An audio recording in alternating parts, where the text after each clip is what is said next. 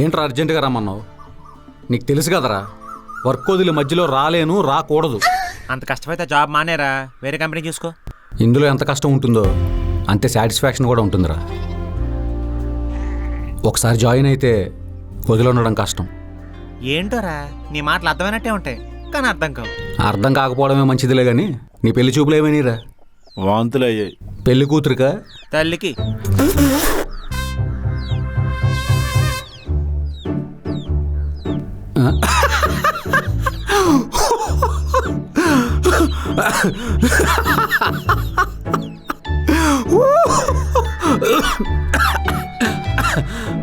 రేయ్, స్నేహితులైన మీరే హేళన చేస్తే ఇంక లోకం దుమ్మెత్తిపోస్తుంది. మరి కాదా?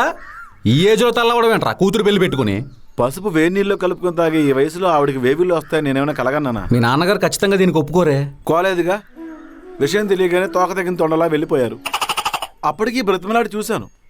ఒక్క అరగుద్దిచ్చి మరీ వెళ్ళారు. ఎలా ఒప్పుకుంటారా? అయినా మీ మామగారికి బుద్ధి ఉండాలి. ఏ వయసులో చేయాల్సిన పని ఆ వయసులో చేయాలి.